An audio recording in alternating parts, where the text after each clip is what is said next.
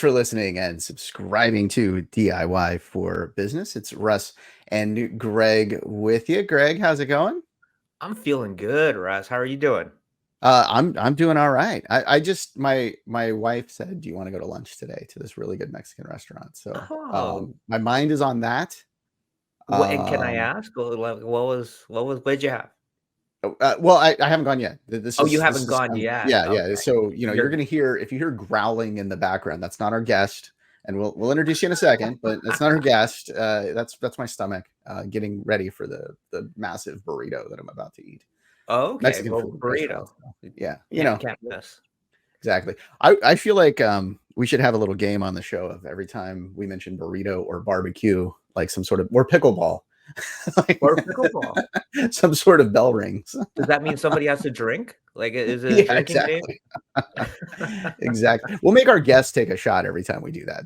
That's that way they're not just sitting down there awkwardly waiting for us to introduce them. They just are taking shots while we're talking pickleball and barbecue. Well, you mentioned pickleball, and I am feeling good because I got a really good pickleball session in this morning.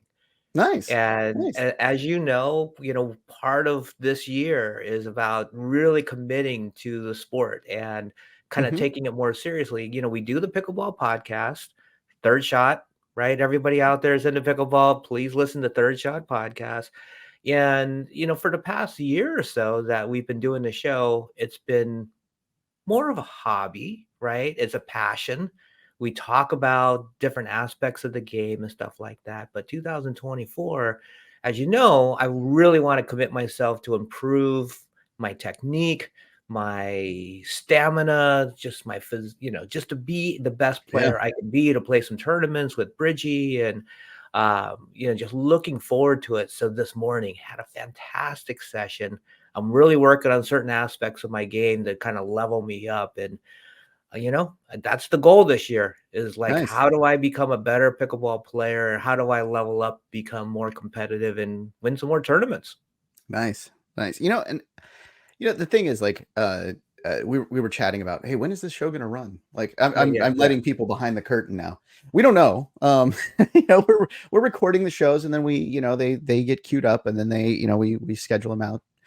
But it's like no matter when this runs, like setting a goal and thinking about your goals, whether it's New Year's or June, it's like worry about. I wish we were that far out. We're not that far out, but no matter when this runs and you're thinking about goals, like setting a goal, I think isn't like important no matter when you're going to do it. And I always think it's kind of funny when a business only sets goals. Here's our annual goals. This is what well, why let the calendar put this weird thing in there? Now I know budget and all of that, but like I think setting a goal at any point once you figure something out is a great time to do it. And actually, we'll chat a little about goals today. I love that we have the title Mr. Biz. That's a cool. I'm just going to call you that the whole show. Is that okay?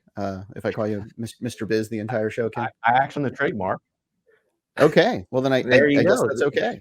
It's official then. Yeah, exactly. So I'll let you kind of introduce yourself a little bit to the audience. Yeah, so Ken Wentworth, aka Mr. Biz. A lot of people. It's funny it's kind of taken off, and unknowingly, I started doing my radio show 7 years ago now. I guess over 7 years ago. Okay. And long story, but the general manager of the station started calling me Mr. Biz. They started to promote the show, featuring Mr. Biz, etc. And it just kind of took off. And I was very hesitant. I didn't want to have anything to do with it. And then all of a sudden, people were approaching me. The radio station started to run spots, with featuring Mr. Biz. And so local people were coming up to me at networking events, et cetera, and saying, calling me Mr. Biz. I'm like, where the heck did you hear that from? And so now a lot of times I feel like a lot of people get to know me as Mr. Biz, have no idea what my name is. And so it's a little bit awkward. I had a nickname in high school as well that it became popular enough to where some of my teachers started calling me it, and everyone called me it. So I have lived that before many, many years ago. You could tell by the gray hair, perhaps how long ago that was. But anyway, So the whole Mr. Biz thing has just really taken off. So I kind of leaned into it, and then our social media kind of took off a bit. And then I went to lunch with a lawyer friend of mine, and he said, "Man, I noticed your social media has really taken off and everything." He said, "You trademarked that, right?" I said, Yeah. "No, I didn't trademark it." He's like, "Oh, well, I got a great idea. Why don't you build up this huge platform of Mr. Biz, and then let someone else get the trademark and send you a cease and desist letter? That sounds like a great idea, right?" Right. I'm like, "Okay, well, when you put it that way, perhaps I should Maybe I look should into do this this, whole, huh? this whole intellectual property thing." And so we went through the process, and it took a while, longer than I expected. But long story, we got rejected at first, went back at it, and then kind of finally figured it out. But yeah, so I actually have own the trademark to Mr. Biz. So I just kind of leaned into it. Nice. I'm curious, like, how long did it take, and what is the process of trademarking Mr. Biz? Because I want to trademark Uncle Greg. Just rest. There you go. I want to trademark that. But yeah, what is the process? I've never talked to anybody that actually trademarked a name or a nickname. Yeah, so I tried to DIY it. What There you a go. great way to say. They didn't prompt me to say that. I promise. DIY for business, right? But I tried to DIY it. I thought I could figure this out. You know, I'm a reasonably intelligent guy. I'll go out and figure it out. I don't need to get an attorney. Well, it didn't work. So I got rejected. And the reason I got rejected is someone actually at the time owned the trademark Mrs. Biz. And so the USPTO came back to me and said, and they do consulting work, a lot of the similar type of stuff that I do. They said it would be confusing to consumers. I'm like, okay, well, let me get an attorney who like lives and breathes this every day. So I hired an attorney. She was amazing. She did a bunch of research, she came back and she said, "Hey, Mrs. Biz, that trademark, from all I can see, she's actually not even using it, and it's going to expire soon. So let's just wait it out a little bit." So we waited it out. We resubmitted. She had all this evidence and all this other stuff. And then you have to wait, I forget what it was, 60 or 90 days. And then they have to publish it. And then you have to wait another maybe 60 days, I think, for people to basically come out and say, "No, you shouldn't grant that to him." So it was like a little bit on pins and needles because I was kind of into this now. I'm like, man, I really want this. So anyway, it finally was successful. I think in total, it took about 16 months. Wow. Okay. From start to finish. And again, some of that was because we were waiting. We had to wait, I want to say maybe 3 months, 3.5 months for Mrs. Biz trademark to expire. So yeah, it would have been a little bit shorter if we didn't have to wait for it, but it still took a while. And yeah, everything, you know, a lot of government things run at snail's pace anyway, as everyone knows. So that was part of the challenge as well. I wonder if anybody thought you were married to Mrs. Biz. Well, it's funny because as my social media kind of took off, I've been very hesitant. You know, I want to be personable and all that stuff and talk about my family and all that stuff. But look, without going into a lot of detail, I started to get people kind of creepers reaching out to me and stuff like that. So I don't want to use my names of my people in my family, but I want to talk about my family. So I was referring to my wife as Mrs. Biz. Right. You know, I'm like, "Oh, Mrs. Biz was really mad at me last night because of whatever the story might be." And then my kids, so I've got 3 daughters, and the girls heard me say that. So the girls named themselves. So we have Junior Biz, she's the oldest. We have Lil oh crap. Well, if you're going to say Lil Biz, I would say she's the rapper of the family. Yeah. Junior Biz, Lil Biz, and not Baby Biz. Crap, I can't even remember. But anyway, so the girls came up with their own names. So when I refer to them in stories, which I hope I don't have to now because I can't believe I'm blanking out on. But anyway, so yeah, it just kind of took off, and so you know, I finally decided reluctantly to lean into it.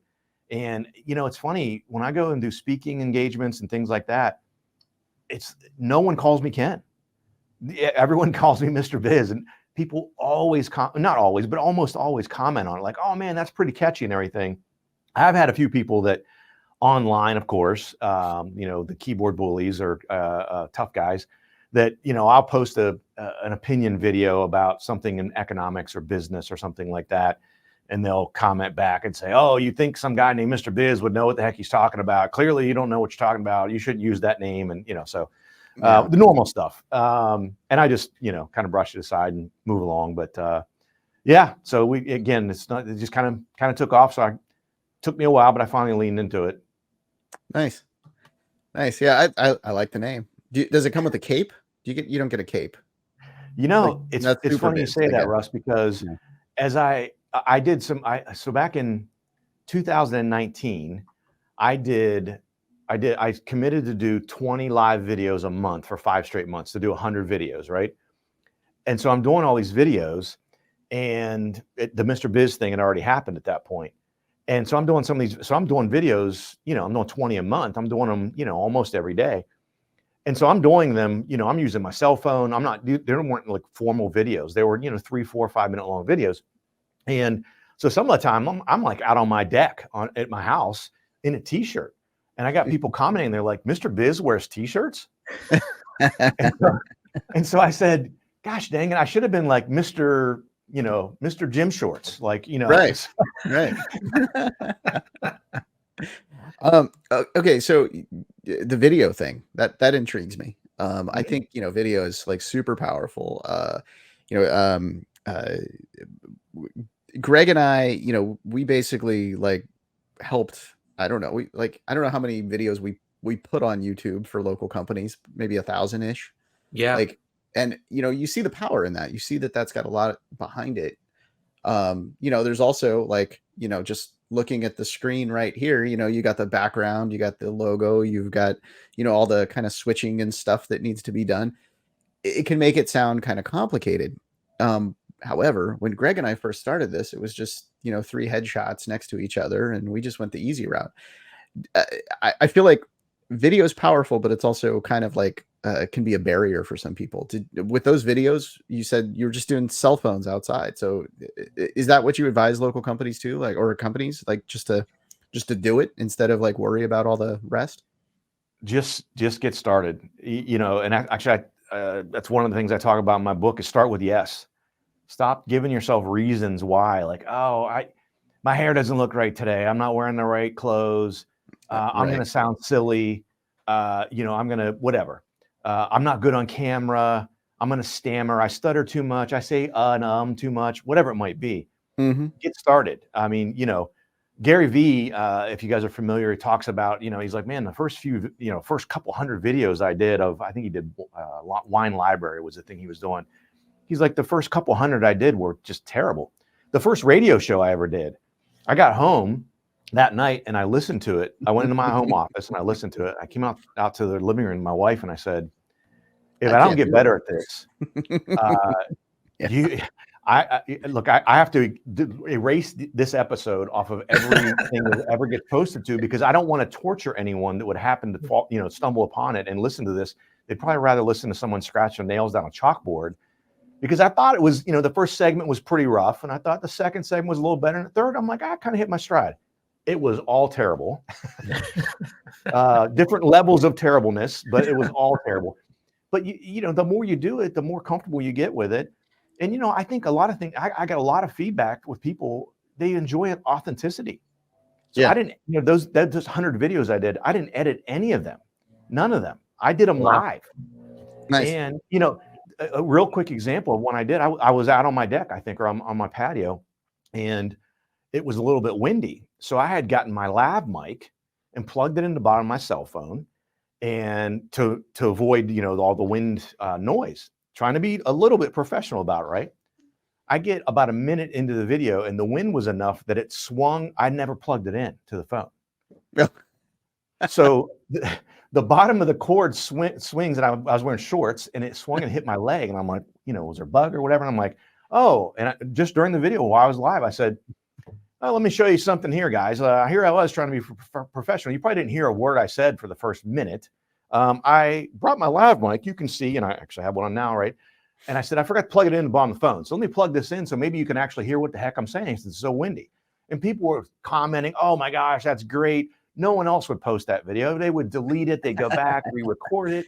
Like, you're a real person, all that kind of stuff. Right. And, I think it's, once you get started, you'll get better at it. Just like anything else, practice makes perfect. Right. And, it's. And that's exactly what I was thinking. I mean, it's sort of an analogy of just running your business in general. Like you're jumping into something without a safety net most of the time. You're just like jumping in and trying this thing. Like I remember, when I first started a business, I was like, I don't know what I'm doing. I don't know if I can do this. I'm just going to try it. I'm just going to see what happens. And, if in 4 months I run out of money, well, then I guess I got to get a job. And it's funny. It's like, so much is like that, but I think that's really the first thing that an entrepreneur like starting a business kind of needs to get used to, is just jumping in and just doing it. When I left my corporate career, so I'd been at JP Morgan for 22 years, I think. And I always wanted to do my own thing. Timing just wasn't right. And I finally reached, for a variety of reasons, said nothing to do with JP Morgan. Loved my career there. I'm like, okay, it's time. I'm going to do this. And it's funny, I had a really good job. I was in the top 3% at the company and all this good stuff. I was getting promoted to the top 1%. And that's when I was going to leave. My wife actually, a side note to the story, when I made that decision, I was at the airport in LaGuardia because I was traveling back and forth I'm based in Columbus, Ohio. I was traveling back and forth to New York City often. And I was in LaGuardia. Called my wife and I said, I'm going to get promoted in the top 1%. She's like, oh my gosh, your hard work and everything. And I said, I'm going to leave. And she said, oh, your plane's taking off. You need to go. And I'm like, no, I'm going to resign. And there's a long pause on the other end of the phone. And my wife said, did you get to the airport early? Have you been drinking? I said, no. She said, why don't you take a nap on the plane ride home there, cowboy, and let's talk about it when you get home. Right. But even then, a lot of my family, friends, they're like, what are you going to do? I said, I don't know. I'll figure it out though. But going back to that same analogy, I'll figure it out. I knew I would. I was confident in myself. I knew I'd be able to figure it out. I didn't have any sort of plan. I didn't know exactly what I wanted to do. I'm like, I know I'll figure it out though. So, and thankfully I did. And, I love my career there. I have nothing bad to say. They treat me very well. But since I've left there, the level of career fulfillment is is at a level that I never thought was even possible. So I'm very thankful and very grateful that I did make that change. And I have to be careful who I say this around because, people ask me sometimes, how many hours a week do you work? And I say, I have no idea. But I don't say this, it's going to sound like I'm a workaholic. I work 7 days a week. I don't work 10 hours a day or anything like that, but there's not a day that I don't do some form of work. But for me, it's not work because I love what I do so much. And, I've refined things over the years since I started my own business to the things I don't like to do, I delegate or I don't take on clients to want me to do things that I just don't want to do. Even if I have the capability of doing them, I don't want to do them. So it's been just a massive blessing to be able to do that. And again, it's not work for me. So in the evenings, I'm not a big TV watcher. So for example, when the kids are in bed, my wife goes to bed early. She's a nurse. So a lot of times at 9 o'clock, I'll go into my home office because I'm excited that I get to work on fill in the blank. Rather than sitting and watch, a lot of people are watching TV at 9, 10 o'clock at night or whatever, which is fine. That's their jam. And not that I don't ever do that. But, a lot of times I'm excited. I can't wait to dig my teeth into something. So I'm like, man, when everyone goes to bed, I'm heading into the office, Yeah. And you're going into the lab, right? You're going to start working on some. Yeah. And most people are like, that's pretty weird. And especially people that are, corporate folks that are 9-to-5ers, they just don't understand that, right? Because even my wife that's a nurse, when she leaves, she's done nursing and she doesn't want to talk about nursing. She loves what she does, but it stops when she walks out the door and it starts when she gets back in the door the next morning, which I completely understand. I lived that life, but now it's just, I'm just massively grateful to be in the position that I'm in and be able to do the things I do. What's funny, Greg, I know you're going to ask a question, but this is actually pointed to you, Greg, is like, we're talking about having lunch and it's like, why are we going to get together? Well, we're going to talk about business ideas. It's like, we're not going to chat like, whatever. I'm sure we will chat about other things, but it's like, that's fun to us. That's like a fun thing. It's weird. It's like some people, like you're right. Like some people watch TV, some people play video games. Like that's their thing. It's like, I feel like I figured out, and I think Mr. Biz here has figured out that it's like that's the hobby. Like that's the thing. It's like, for me, it is like a lot of the times it's like a game. It's like, oh, I just had this great idea. I'm going to do it while it's hot and just go in there and do it now. And I'm going to get so much more done in the next hour because I'm hot on this thing, you know, than if I waited till tomorrow or, you know, whatever. And it's So funny, I Russ. don't know. I mean, I think I do have a little bit of the workaholic thing in me, but I've learned to walk away a little bit more. And I feel like since I've done that, I have more of those hot hours, you know, And you're more productive. I mean, nice balance. I never miss family events. I never anything like that. So that's the other thing is, so while I might be working from 9 p.m. to 1 o'clock in the morning, sometimes I'm also taking off at 1 in the afternoon to 4 to go to my daughter's school or to go take her to practice or to go here or that. So, you know, there's flexibility there. Mm-hmm. But, you know, even the things that I watch, you know, if you went to my Netflix profile, it's all documentaries. You know, I read a ton of books, and people always ask me like, well, what's your favorite book? I don't read any fiction whatsoever. Everything I read is nonfiction because I want to learn. I want to learn. And some of them are autobiographies because I want to say, you know, I recently, a couple months ago, I read Arnold Schwarzenegger's autobiography, which is fascinating. And I wanted to find out, like, this guy came from Austria to become this massive movie, you know, bodybuilding and then movies and then governor of California and all this other stuff. The success he's had, what are some elements that I could pull out of this story that maybe I could apply to my own success? Mm-hmm. And so, you know, if I want to, I guess this is going to make me sound lazy. If I want fiction, I'm going to watch a movie. I'm too lazy to read a 300-page fiction book when I can sit down and watch an hour and a half or 2-hour movie, right? If I want fiction, that's the direction I go instead of reading a book for, you know, for that length of time. Right.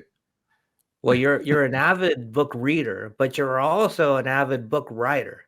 And I definitely want to get into, because I love the name Mr. Biz, but I also love the name of your most recent book, Don't Fake the Funk. I mean, come on, that is a fantastic title of the book. Tell our audience a little bit about the book. And I mean, so much of what we talked about already about goals and my pickleball, like, goal and all that kind of stuff, all can, I can learn from what you've written in Don't Fake the Funk. So tell everybody about it. Yeah. So it's about, and it's a unknowingly, I developed this sort of 4-step methodology, I guess, of how I have attacked all these goals in my life. And I didn't realize that it just was kind of innate to me on how to attack goals. And it was funny. It came about because, I've got some people that I mentor, and within a couple day period, I talked to one guy who was really frustrated. He had some goals and he's like, man, I've had the same goals for like 3 years and I'm just not getting over the hump. Like, what am I doing wrong? And we're kind of talking through things. And I said, well, here's how I would approach it. And so I kind of laid it out. And again, not even thinking, I didn't know that I had a 4-step process. So I'm telling him, he's taking notes. And we get to the end of the meeting. He's like, I mean, really, this is just like 4 steps. He's like, right, let me walk you. Is this correct, what I got down? And so he kind of reads it back to me. And I'm like, yeah, that sounds right. That's how I would approach it. 2 or 3 days later, I meet with someone else, a woman who was same sort of story. And so again, I start walking her through, well, here's how I would approach it. Take what you're doing and do this and do this and do. And same thing. She would get to the end and she's like, well, let me just make sure I get this all right. And she starts, she's like, really, it's only 4 steps, right? And I'm hearing the echo from 3 days before. Right. I'm like, it is only 4 steps. And she's like, did I say something to, I'm like, no, this is all kind of connecting. And then I gave up. So fast forward about 3 weeks later, I got asked to come and speak at an event here locally. And it was kind of a last minute thing. And it was an event in December.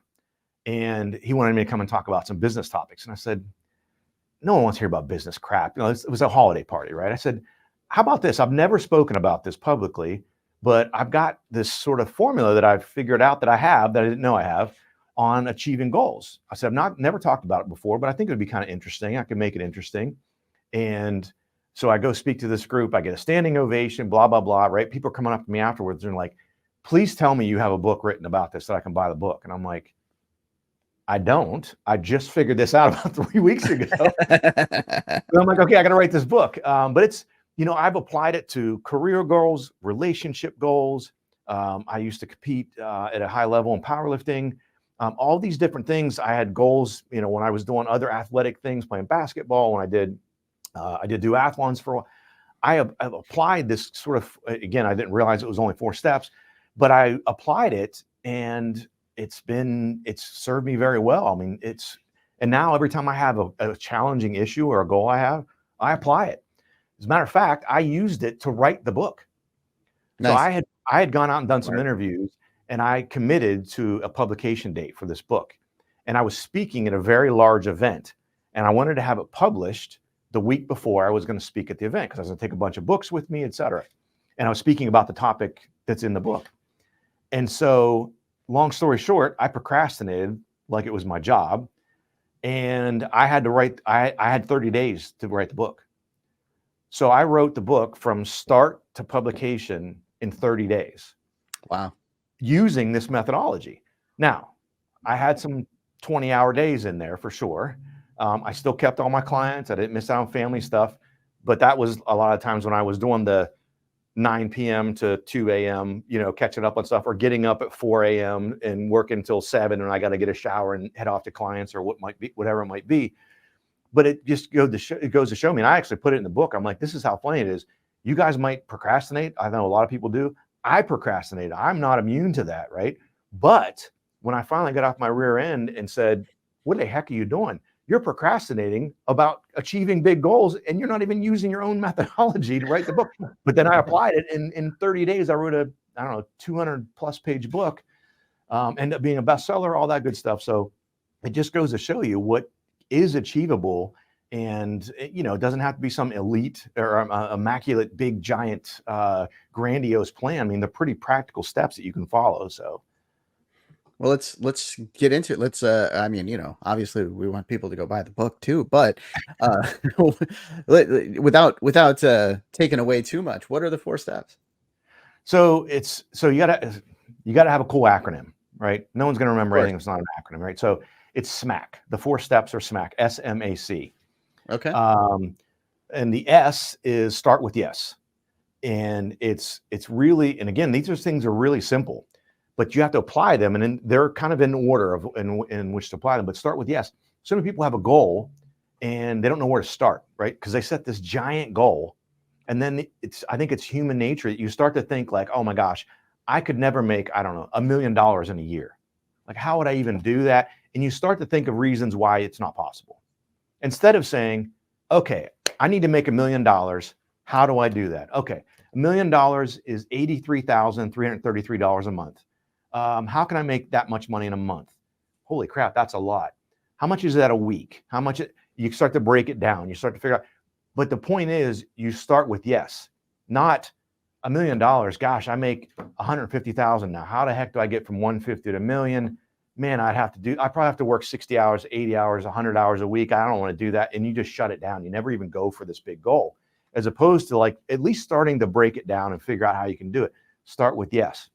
That's the S. The M, again, simple thing, model expert behavior. Whatever you're trying to achieve, more than likely there's someone out there who's already achieved it. Find them, buy their book, watch their YouTube videos, emulate, don't copy, emulate, model their behavior. Figure out how they achieve some of their goals. When I was chasing world records in powerlifting, I found someone who had broken world records in a different weight class than me. I'm based in Ohio. He's based in Iowa. This was a long time ago. There was internet then, but it wasn't as prevalent as it is now, not social media and all that good stuff. I reached out to the guy completely cold, and I said, you're going to think I'm crazy, but if I take off work and I travel out to Iowa and I stay in a hotel, can I follow you around for a week? I want to be in your hip pocket every second I can. I want to see what a world record holder does on a day in, day out basis. How do you live your life? Not just how you train and all that stuff. Important, right? Getting into the mindset. What does it take? What's the commitment required? And he said, you know what? If you're crazy enough to reach out to me, not even knowing me, look, let's do it. And he ended up, I got out there and he realized how committed I was to this goal. He ended up taking a couple of days off work, which I think maybe didn't ingratiate me to his wife too much, because she was like, why are you wasting vacation days? This dude you just met, 2 weeks ago. Right. But that's an example. When I became a radio show host, I reached out to 4 nationally syndicated talk show hosts. one of my favorite quotes, Steve Jobs, if you don't ask, the answer is always no. People say, oh, so-and-so, big name person would never respond to me. You never know. Give it a shot. Think of different ways you can reach out to that person, not be intrusive and things like that. So I reached out to 4 of them. 3 of them got back to me. I ended up on the phone with one of them, and I learned a ton. And I know that it accelerated my path to becoming a better radio show host. But that's another example of modeling expert behavior. Moving along, I'll try to speed this up a little bit. A is accountability, creating a sphere of accountability. It's not just getting all your friends to say, hey, ask me about my goals, right? I lay out a bunch of different ways you can do that, simple ways to kind of pull people into your sphere without them even knowing it, without giving them homework. Hey, can you check on me every Monday, Greg, and make sure that I'm on my goals? Like, no one wants homework, right? It's without giving people homework, but you create that sphere of accountability. Because, and I do this in my keynote, I say, raise your hand if you like to disappoint people. Of course, no one likes to disappoint people. When you create this fear, that's part of how this works is you have a fear. You don't want to disappoint these people because someone may ask you about this. You don't want to have an awkward conversation, et cetera. And the last one, the C, is what I call consistent perseverance. I give a bunch of examples of it in the book. And I even outline a bunch of different stories about super successful people nowadays that a lot of people don't know. All of Elon Musk's failures, as an example, just a whole litany of those. And a lot of people don't even know the first 2 companies that he founded the company and got kicked out. A lot of people don't know that, right? They only know that he's the richest guy in the world now. And they don't know that he founded a company. They get a few years down the road and they're like, you are a hindrance to our growth. And they kicked him out of the company. A lot of people don't know that. He didn't quit. Consistent perseverance, getting knocked down 7 times, getting up 8. You're going to have that as you try to achieve, especially really big goals. You're going to get knocked down. I don't care how smart you are, how handsome, pretty you are, who you know, how much money you have. You're going to get knocked down. You got to have that consistent perseverance and keep getting back up and back up and back up. Yeah, I've said that on this show, and you've said it so much better than I have ever said it. So I appreciate that. But I've said that on the show because, like, if you're not like failing, you're not really like trying enough. Like you have to have some failures because it's almost like, I guess, comparing it to, well, okay, I'm just gonna make this about Greg's pickleball, but if he's not tired after a match, then he's not trying enough, or he's playing against me. Like one of the 2 is happening there. Like you really do, like you push yourself a little bit more, and like I've had failures in my career. I've had problems. I just said yesterday to somebody that of course, like something that I do is not going to work out right. Why? Because I'm pushing myself to try something different. I'm doing different things and I'm taking care of a lot. So something's going to break, and that's okay, because then I'm going to learn from that and advance on and just do better at it later, So I think it's funny how there is a bit of fear of failure that comes along with, starting a business or running a business or doing, some new venture, like we talked about video earlier or whatever it is. That happens, but it's okay. Like, at least you're trying, it's part of the journey. Yeah. It's part of the journey. You know what I mean? If you're trying to achieve something big, it's inevitable. Unfortunately, it's just, again, it's just part of the journey. I mean, I have people that I mentor that have a corporate job or whatever, and they want to be an entrepreneur. And unfortunately, there are some of them I tell them, I'm like, don't take this the wrong way. I just don't think you're cut out for it. I don't think you have the right mentality, the right mindset. I think you won't be successful. Let me tell you why. And I'll give them examples and they'll go, oh crap, you're right. And I said, that doesn't make you a bad person. That doesn't make you not smart or whatever. If I decided today that I wanted to go run a bulldozer, I'd be fired in about 7 seconds because I'd knock over 7 things. I'd probably crush somebody or, whatever. That doesn't mean that I'm a bad person. It just means running a bulldozer is not my gig. Right. Right. Right.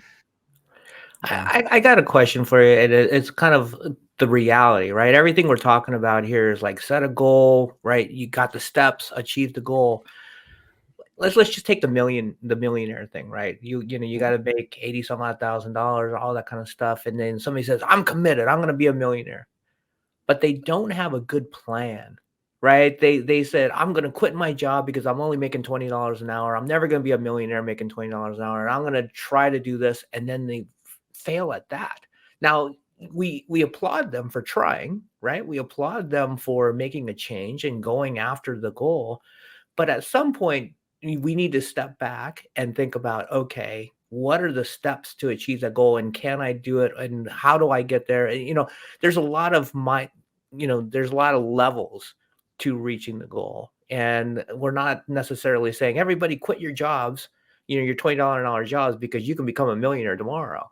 Like what's that process like? And how do you help people through that? So a big part of that is the model expert behavior. Find someone who's done it already. And if you look for enough people in that example, you're going to find someone who probably has a similar background to you or something like that. And you can say, let me figure out how the heck fill in the blank did this. And let me model some of that behavior. What is it going to require for me to do that? And the other thing I will mention, and this is going to sound like maybe a little David Goggins-ish if you guys are familiar with him, but Yeah.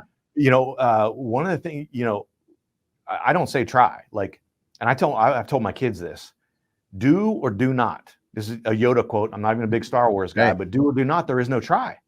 And what I mean, I don't mean by like go out and kill yourself trying to do something, not figuratively, not literally, but working 120 hours a week or something. But for example, when I was in powerlifting, I set a goal that I wanted to bench press 500 pounds. At the time I bench pressed for the first time, bench pressed 275.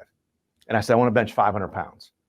And even the guys that train with me are like, you might want to pump the brakes on that. That's probably a little much. Like, come on. Now, it took me 7 years to get from 275 to 500. But part of what I did during that journey was finding a guy in Iowa and going out and figuring out with him. I found 2 other guys that were very successful in powerlifting, had bench pressed over 500 pounds before, not just learning their training routines, but again, a lot of it's just, there's so many other aspects that go into it. But that, going back to your question directly, find someone who's done it and look at the steps that they've taken. If you have to read their book, autobiography, if you have to just watch some of their videos and pick up some little nuggets here and there, that's going to help accelerate your path. So maybe it doesn't take you 7 years. Maybe it takes you 5. It's not going to be an overnight thing, right? Depending, if you're looking for a big goal, it's going to take a long time. You got to be there for the journey. During my 7 years, 3 years into it, there's injuries along the way. There's all kind of stumbling blocks. I could have easily said, "Oh my gosh, this is a pain in my butt. It's not going to happen." But that's the perseverance. But I committed to it, and I'm going to keep consistent perseverance. I'm going to keep going until I get there, no matter how long it takes me. There's been plenty of times when I set a goal that I want to do something 6 months. And I achieved the goal, but maybe it took me 18 months. It's okay. I mean, you still got there, right? And that's the way I look at it, is you just got to, once you commit to something, and that's what I think I was telling you guys before we even started the show, I don't do anything halfway. Like, I'm either all in, fully committed to whatever it is, or I'm not going to do it at all. I can't just casually do something. It's just not, I'm not wired that way. Yeah. I'm glad you said that. I'm glad you said that, because I don't want people to think that this is something that's overnight. It does take that, that mindset, right? A lot of it is just mindset. You got to get in the right mindset to continue. You are going to get injured. You are going to get pushed back. You're going to lose jobs, possibly, whatever. But you got to have that perseverance to keep moving forward, because you will reach the goal. If you follow the steps and you stay at it, you're going to reach the goal. Yeah, I look at it with modeling expert behavior just real quick. The way in my mindset, that what helps me a lot with any type of goal is when I find someone who's done what I've already done, or what I'm trying to do, I should say. And then once I map out the plan, I say, look, all I gotta do is follow this plan. I know if I follow these steps, I will get there. Again, it might not take me, maybe it took them much less time than me. Maybe I'm not as talented as them, so I got to work a little bit harder, or it takes me a little bit longer. But the key part is you just never stop. During my journey, I tore my pec. Pec, pretty important thing for bench pressing. And I'm not going to lie, there were some doubtful things like, you know what, maybe it's time to give this up. Like, I'm just not going to get there. At the time, I was in the low 400s. So I'd made a lot of progress from 275 to low 400s, but I still, 410 to 500, still a pretty long way away. And so there were plenty of moments like that. And I'm thinking, I committed to this, man. Like, this is going to delay the process a little bit. I got to heal up and all that stuff. And so what I do then, I got and found someone else who was successful in the sport that had torn their pec. And I reached out to him. If you don't ask, the answer's always no. I reached out to him and said, hey, how'd you rehabilitate from this? Did you have surgery?